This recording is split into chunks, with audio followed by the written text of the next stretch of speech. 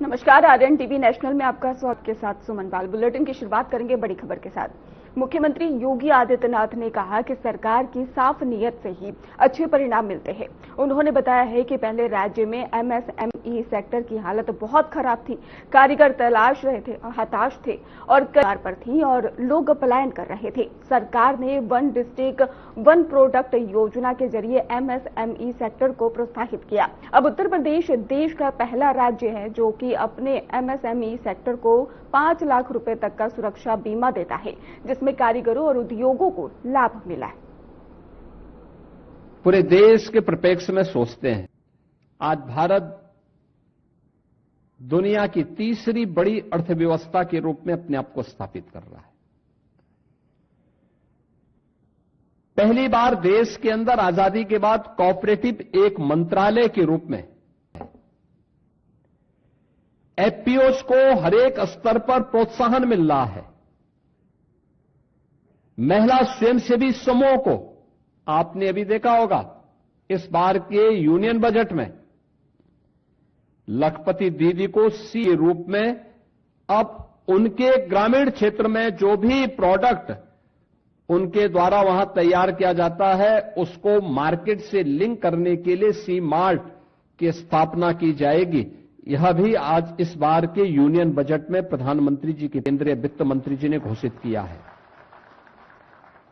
अनेक प्रोत्साहन इस दिशा में प्रारंभ हुए हैं और परिणाम है कि थोड़ा सा गाइड और मार्गदर्शन प्राप्त हुआ तो सभी सेक्टर तेजी के साथ आगे बढ़ रहे हैं और उसी का परिणाम है कि आज भारत दुनिया के अंदर तीसरी बड़ी अर्थव्यवस्था के रूप में अपने आप को स्थापित करने में सफल हुआ है। बहनों और भाइयों, यही प्रोग्रेस की स्थिति देश की सबसे बड़ी आबादी के राज्य का है। हमें याद करना होगा, ये प्रकृति और परमात्मा की विशेष अनुकंपा है कि जो नियम देश के अंदर, दुनिया के अंदर भारत पे लागू होते हैं, वही चीज भारत में यूपी पे लागू होते हैं। एकदम वही परिस्थितियां हैं, वही परिस्थितियां हैं। 17 के पहले यूपी की स्थिति क्या थी? कहां थे हम? न विकास था, न रोजगार था। प्रदेश के अंदर कोऑपरेटिव सेक्टर में वे लोग हावी थे जो जहां का सबसे बड़ा माफिया था वो उसमें हावी था। टैक्स की संख्या बढ़ी है, हमने उनके टर्नओवर को बढ़ाया है, उनकी क्रेडिट की सीमा को बढ़ाया है और खाद वितरण के कार्य के लिए सहकारिता विभाग ने थोड़ा मैन पावर की शॉर्टेज की है, लेकिन उसको पूरा भर देते तो देश के अंदर सबसे अच्छा फर्टिलाइजर वितरण का काम उत्तर प्रदेश के अंदर हुआ है और होता है। कृषि और सहकारिता मिलकर के उस कार्य को कैसे आगे बढ़ाए, थोड़ा सा प्रयास हुआ। आज वही सहकारिता फिर से एक नए आंदोलन अभियान के रूप में आगे बढ़ चुका है।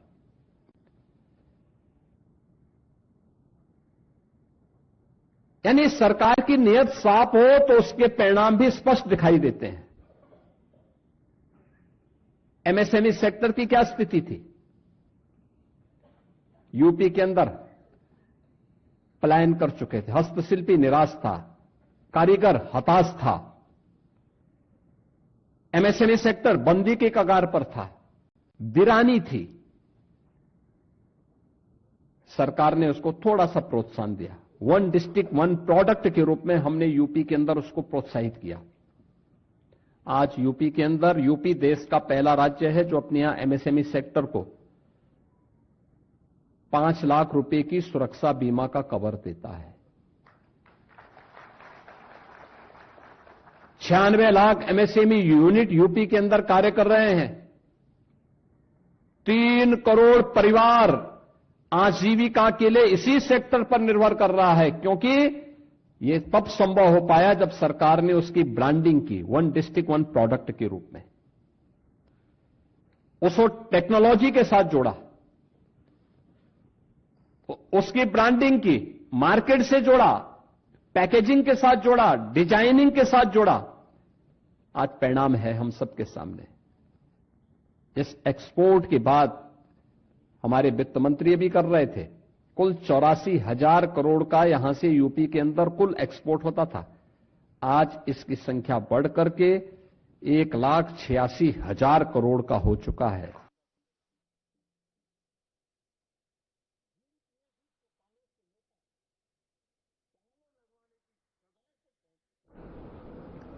लखीमपुर में नेशनल हाईवे 730 पर जलालपुर मोड़ के पास में एक दर्दनाक सड़क हादसा हुआ।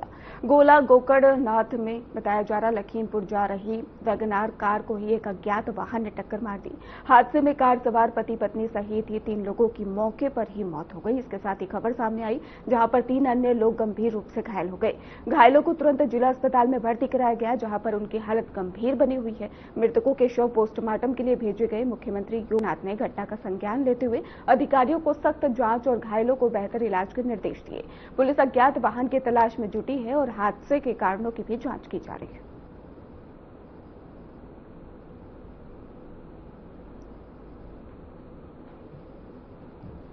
एक और बड़ी अपडेट आपको बता दें, जहां पर यूपी के सभी 75 जिलों में शुरू होगा महाअभियान। ये बड़ी जानकारी सामने आ रही है। 75 जिलों में शुरू होगा महाअभियान। सीएम योगी आदित्यनाथ करेंगे मॉनिटरिंग। तो चाइनीज मांझे को लेकर सरकार की सख्ती साफ तौर पर देखने को मिल रही है। जिला स्तर पर बनाई जाएगी टीमें और इसके साथ ही दुकानों, गोदामों, थोक बाजारों में भी होगी छापेमारी। मांझे से मौत का मामला हत्या की दर्ज होगा। तो बड़ी जानकारी लखनऊ से, जहां पर लखनऊ के पश्चिमी जोन में डीसीपी और अन्य पुलिस अधिकारियों ने चाइनीज मांझा बेचने वालों के खिलाफ छापेमारी की है। तो कार्रवाई का अंदाज अलग ही नजर आ रहा है। आपको बता दें कि यहां पर कश्मीरी मोहल्ला में मौजूद अब्दुल हमीद काइट सेंटर पर हुई और इसके साथ ही मुख्यमंत्री ने चाइनीज मांझे से हुई मौत के बाद सख्त रुख अपनाते हुए कहा कि अगर इससे किसी भी जान जो जाती है, अगर इसे हत्या माना जाएगा। और हाल ही में हैदरगंज ओवरब्रिज पर एक युवक की मौत चाइनीज मांझे से हुई थी, जिसके बाद पुलिस सक्रिय हुई है और पुलिस ने बताया कि और इसके साथ ही प्रतिबंधित मांझा बेचने वालों के खिलाफ कानूनी कार्रवाई भी की जाएगी। इसके साथ ही आपको जानकारी देते चले कि डीसीपी और एडीसीपी और एसीपी बाजार खाला और एसएचओ सआदारगंज की मौजूदगी में पतंग की दुकानों पर छापेमारी लगातार की जा रही है।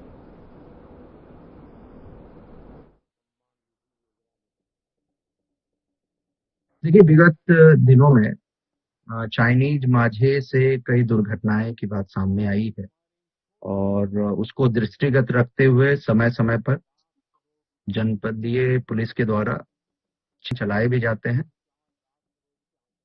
सभी थाना प्रभारी, सभी डीसीपी साहबान को निर्देशित कर दिया गया है और एक विशेष अभियान अगले 3 दिनों के लिए चलाया जा रहा है, जिसमें मांझे या उससे संबंधित जो मटेरियल है उसके भंडारण, उसकी बिक्री और उसके ऊपर जो है कड़ी कार्रवाई करने के लिए निर्देशित किया गया है।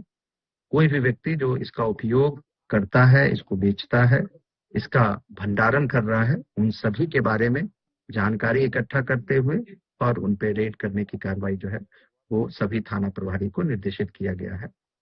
और इस प्रकार से जो घटनाएं हुई हैं उसमें कई लोगों की मृत्यु भी हुई, कई लोग सीवियरली इंजर्ड हुए। तो ऐसे लोगों पे जिनके द्वारा लापरवाही से इसका उपयोग किया जा रहा है उनके ऊपर कठोर विधिक कार्रवाई की जाएगी। सभी थाना प्रभारी, सभी चौकी प्रभारियों को निर्देशित कर दिया गया है कि जो भी इस चाइनीज से संबंधित जो मटेरियल है उसके भंडारण, उसकी बिक्री और उसके उपयोग जो भी कर रहे होंगे उनके विरुद्ध कठोर कार्रवाई।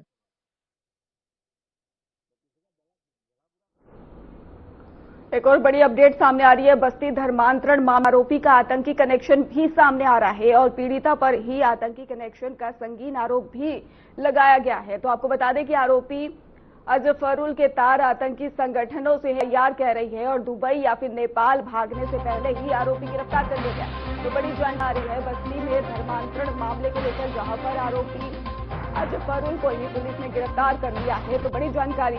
और इसके साथ ही आपको बता दें कि एफआईआर में बताया गया है कि उनके तार आतंकी संगठनों से जुड़े हुए हैं। तो बड़ी जानकारी सामने आ रही है। इसके अलावा ये भी जानकारी सामने आई कि पीड़िता पर भी आतंकी संपर्क होने का आरोप है। तो पुलिस ने आरोपी को दुबई या फिर नेपाल भागने से पहले ही पकड़ लिया है। मामला आपको बता दें कि क्षेत्र में चर्चा का विषय बना हुआ है और जांच गंभीरता से भी देख रहे हैं। तो बस्ती में धर्मांतरण लेकर नया अपडेट।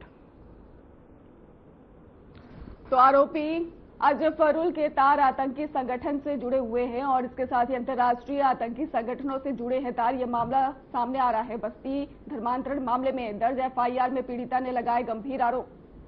लड़कियों को फंसाकर देह व्यापार कराते थे, ऐसा आरोप लगाया जा रहा है। इसके साथ ही आरोपी अजफरुल के तार आतंकी संगठन से जुड़े हुए हैं, बड़ा आरोप लगाया जा रहा है और अंतर्राष्ट्रीय आतंकी संगठनों से जुड़े तार बताए जा रहे हैं। बस्ती में साजिश आतंकी कनेक्शन। तो एफआईआर में लगातार ये जो आरोप लग रहे हैं उसको लेकर भी प्रतिक्रिया सामने आई है। तो आरोपी अजफरुल के तार आतंकी संगठन से जुड़े हुए हैं, एफआईआर का कहना है आतंकी संगठनों से जुड़े हैं उनके तार। दर्ज एफआईआर में पीड़िता ने गंभीर आरोप लगाए हैं। लड़कियों को फंसाकर ही देह व्यापार कराते थे, ऐसा आरोप भी लगाया गया है। तो बस्ती धर्मांतरण को लेकर नया अपडेट, जहां पर आरोपी को गिरफ्तार भी कर लिया गया है। ब्लैकमेलिंग की गई है, ये आरोप लग रहे हैं। इसके साथ ही जो गंभीर है वो बता रहे हैं हम आपको, शारीरिक शोषण किया गया, ये भी आरोप लग रहा है। अपहरण किया गया है, ये भी गंभीर आरोप लगाया गया।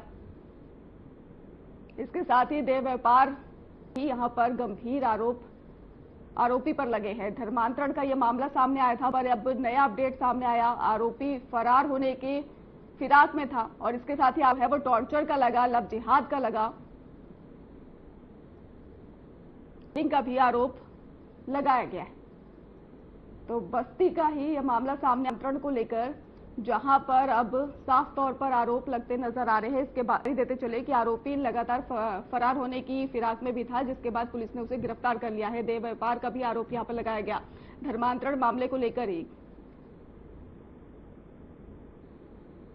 टॉर्चर करने का भी साफ तौर पर आरोप लगाया गया। चलिए रुक करते अगली खबर की ओर, जहां पर ऑल इंडिया मुस्लिम जमात के राष्ट्रीय अध्यक्ष मौलाना सहाबुद्दीन रजवी बरेलवी ने कहा है कि उत्तर प्रदेश के मुख्यमंत्री योगी आदित्यनाथ का काम करने का तरीका अलग और सबके लिए समान है। और मौलाना ने ही असम और उत्तराखंड के मुख्यमंत्रियों की आलोचना करते हुए कहा कि वहां मदरसों पर ताले लगे और सूफी मज़ारों को ही नुकसान पहुंचाया गया। वहीं पर सीएम योगी आदित्यनाथ ने अपने शासनकाल में किसी भी मदरसे पर ताला नहीं लगवाया और किसी मज़ार को नुकसान नहीं पहुंचाया। मौलाना ने कहा कि योगी सभी नागरिकों के विकास के लिए काम कर रहे हैं और जनता दरबार में मुस्लिम महिलाएं, बच्चे भी अपनी समस्याएं लेकर आते हैं और उन्हें भी बिना भेदभाव के समाधान मिलता है और इसी कारण बड़ी संख्या में मुसलमान उन्हें पसंद करते हैं। देखिए, पूरे भारत में जितने भी मुख्यमंत्री हैं और उत्तर प्रदेश के मुख्यमंत्री योगी आदित्यनाथ जी अगर इन सब का तवाजुन करें, बराबरी से मुकाबला करें, तो आपको उत्तर प्रदेश के मुख्यमंत्री योगी आदित्यनाथ जी बिल्कुल अलग सोच और फिक्र के दायरे में नजर आएंगे। इनका काम करने का तरीका बिल्कुल मुख्तलिफ है। इनकी कार्यशैली, लोगों से काम कराने का, हालात मामलात को समझने का, डेवलपमेंट करने का जो तौर तरीका है वो बिल्कुल अलग थलग नजर आएगा। और दूसरे मुख्यमंत्री पक्षपात करते हैं, योगी आदित्यनाथ जी पक्षपात नहीं करते हैं, ये निष्पक्ष काम करते हैं। मैंने जो एनालिसिस किया है उस एनालिसिस के नजरिए से मैं आपको ये तमाम चीजें बता रहा हूं। उदाहरण के लिए मैं दो मुख्यमंत्रियों का मिसाल दूंगा। आसाम के मुख्यमंत्री हेमंत कुमार विश्व शर्मा, बैठते ही उन्होंने 1200 मदरसों पे ताले लगवा दिए। आसाम के मुसलमानों को घुसपैठिया कह करके हमेशा वो तंग करते रहे, परेशान करते रहे, उनको ज़हनी एतबार से टॉर्चर करते रहे। अब दूसरी मिसाल उत्तराखंड के मुख्यमंत्री पुष्कर सिंह धामी जी को दूंगा। उन्होंने मुसलमानों को चिढ़ाने के लिए यूसीसी का बिल पास किया और अब उन्होंने मदरसा एजुकेशन बोर्ड को ही खत्म कर दिया। 125 मज़ारों पर बिल्डोजर चलवाया, 2 दर्जन से ज्यादा मदरसों पे ताले लगवा दिए। बाराबंकी के हैदरगढ़ कोतवाली क्षेत्र के अवसानेश्वर महादेवा मंदिर में चोरों ने कीमती चांदी का छत्र और इसके साथ ही दान पात्र चोरी की है। सीसीटीवी फुटेज में चोर रात करीब 2:29 पर मंदिर के पीछे से चैनल तोड़कर ही यहां पर बताया गया कि अंदर घुसते हुए गर्भगृह में 1 घंटे से अधिक समय तक चोरी करते दिखाई दिए। और चौंकाने वाली बात यह है कि मंदिर के बाहर पुलिस गाड़ी भी मौजूद थी, लेकिन कोई कार्रवाई नहीं हुई। घटना की सूचना सुबह पुजारी ने दी और मौके पर फॉरेंसिक टीम ने भी जांच शुरू कर दी है। पुलिस अधीक्षक अर्पित विजयवर्गीय ने कई टीमें गठित भी की है। श्रद्धालुओं की आस्था को देखते हुए ब्लॉक प्रमुख सुनील कुमार सिंह ने नया चांदी का छत्र मंदिर में अर्पित किया है।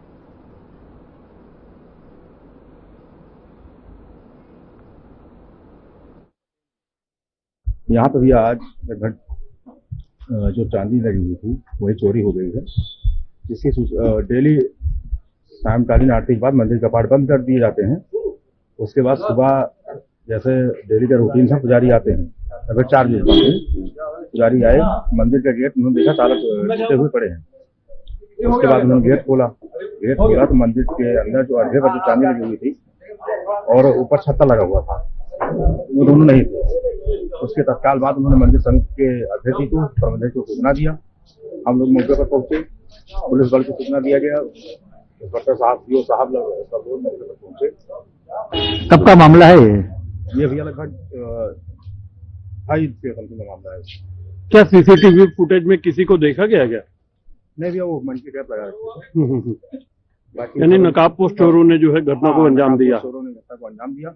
बाकी हमारी फॉरेंसिक टीम, सीओ साहब सब लोग लगे हुए हैं, जांच पड़ताल चल रही है। चांदी के अलावा और क्या ऐसी चीज थी जो गायब हुई है यहाँ से? दान पात्र भैया तोड़े गए हैं, इसमें लगभग जो भी पैसे रहे हों कोई गिनती नहीं, दान पात्र 8-9 किलो में चांदी रही। सुबह लगभग वही 4:30 बजे आया तो मंदिर के कपाट दोनों ताले कटे हुए थे।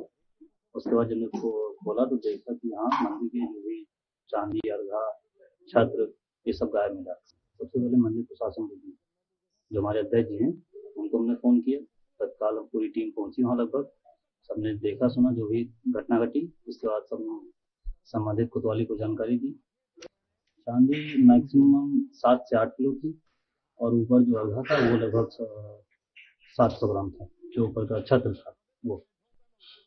इसके अलावा दानपत्र में कल खोला गया था मंदिर के जो शिवरात्रि को देखते हुए, बाकी दानपत्र में कुछ था नहीं, 100-200 जो भी थे उसमें। अब अनुमानित यही हुआ कि लगभग आप मैक्सिमम 9 किलो चांदी के सीसीटीवी फुटेज में आया है। वो समिति और प्रशासन के संज्ञान नकाब लगा था शिवगिरी हमारी आप ही की देख रेख में चल रहा है।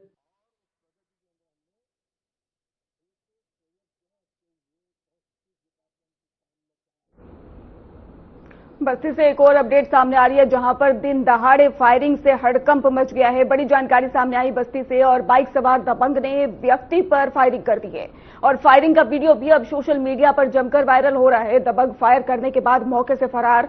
और आपको बताते चले कि गोली से बाल बाल बचा है व्यक्ति। छावनी थाना क्षेत्र के हाईवे की ये पूरी घटना। तो बस्ती से बड़ी जानकारी सामने आई, जहां पर हड़कंप का ये मामला सामने आया।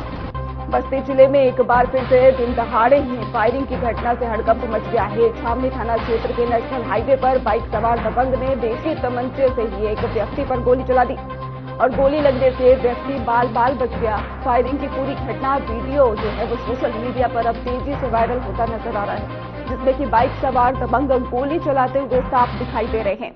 वहीं जानकारी ये भी सामने आई कि बस में सवार लोगों और बाइक सवार के बीच में पहले कहासुनी हुई थी, जो बाद में विवाद में बदल गई। विवाद के बाद ही दबंग ने तमंचा निकालकर फायर कर दिया और मौके से फरार हो गया। बस में सवार लोग दाह संस्कार से लौट रहे थे। पुलिस फिलहाल मामले की जांच में जुटी हुई। बाराबंकी में महिला किसान जिला अध्यक्ष की हत्या का सनसनीखेज मामला सामने आया, जहां पर पुलिस ने लखनऊ के चिनहट निवासी आशिक राज मिश्रा उर्फ राजू को हिरासत में लेकर खुलासा किया है। उसने हत्या की पूछताछ में आरोपी की बताया है। ये जानकारी सामने आई आरोपी के द्वारा कि पहले से शादीशुदा था और सुनीता देवी उस पर शादी के लिए लगातार दबाव डाल रही थी, पैसे की मांग कर रही थी और झूठे मुकदमे में ही फंसाने की धमकी दे रही थी।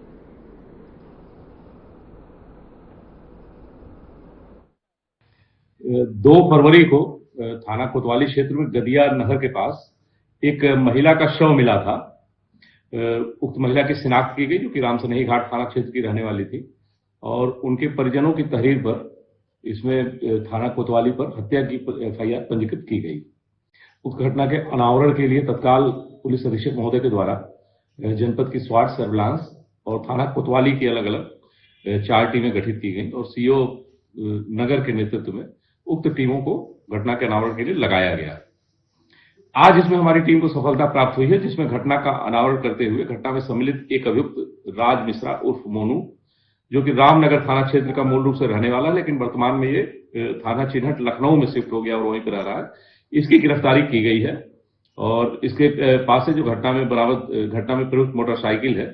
आप देख रहे हैं RN national TV news channel. आपको बता दें कि उत्तर प्रदेश के बाराबंकी जिले के शहर कोतवाली इलाके से एक सनसनीखेज मामला सामने आया है। अगर हम बात करें, एक किसान यूनियन की महिला जिला अध्यक्ष थी, जिनकी ईंट से कुचल कर उनको मौत के घाट उतार दिया गया। ऐसे में खौफनाक तरीके से जो कत्ल किया गया था, यह जो है चिन्हट और सफेदाबाद के बीच में जो है मतलब बड़ी घटना अंजाम दी गई थी। जिस मामले को लेकर अगर हम बात करें कि पुलिस का बड़ा खुलासा हुआ है, जो आशिक था उसको जो है पुलिस अधीक्षक अर्पित विजयवर्गीय के नेतृत्व में जो है अपर पुलिस अधीक्षक विकास चंद्र त्रिपाठी ने बताया है कि गिरफ्तार करके जेल भेज दिया गया है। लेकिन बड़ा सवाल उठता है कि जो महिला थी वो भी विवाहित थी और जो उसका आशिक था वो भी विवाहित था। तो ऐसे में दोनों के संबंध जो है इस कदर परवान चढ़े कि आखिरकार जो है महिला को मौत के घाट उतारा गया, जिसके बाद मतलब आरोपी आशिक को गिरफ्तार करके पुलिस ने जेल भेज दिया है। लेकिन ऐसी मोहब्बत किस काम की जो परवान चढ़े उसके बाद कत्ल हो जाए।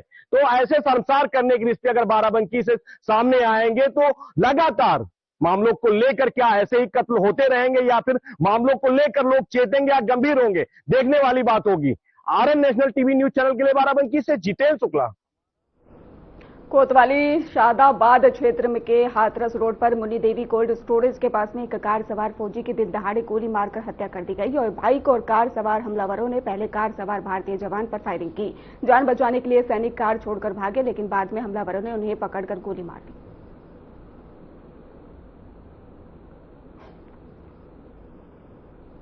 सहारनपुर जिला कलेक्ट्रेट परिसर में भारतीय किसान यूनियन की मासिक बैठक में ही बड़ी संख्या में किसान शामिल हुए और अपनी समस्याओं को अधिकारियों के सामने रखा। किसानों ने कहा कि स्मार्ट मीटर लगने के बाद बिजली बिल कई गुना बढ़ गया है, जिससे कि उनकी आर्थिक स्थिति पर भारी असर पड़ रहा है। बैठक में केंद्र सरकार के बजट पर भी निशाना साधा गया।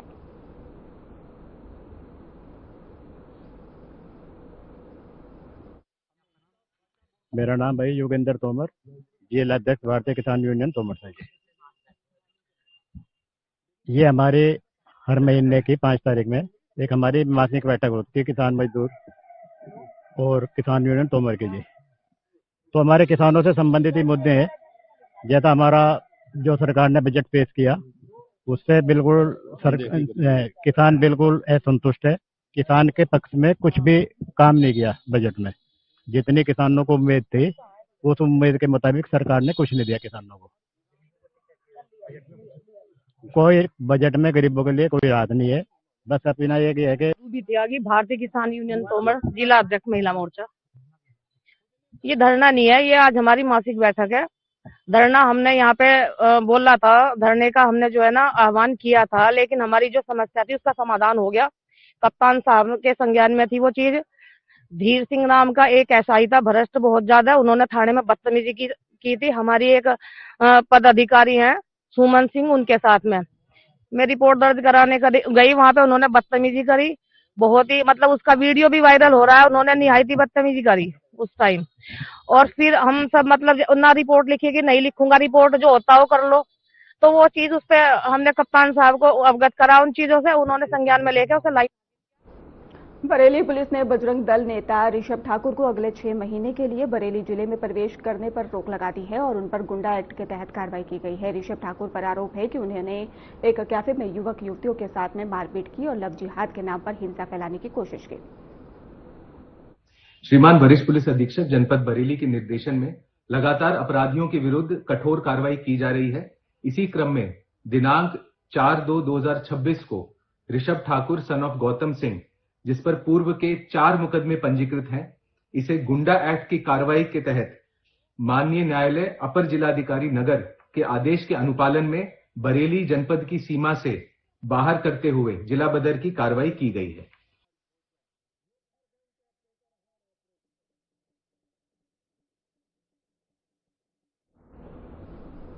फिलहाल खास बुलेटिन में बस इतना ही। आप देखते रहिए RN TV नेशनल।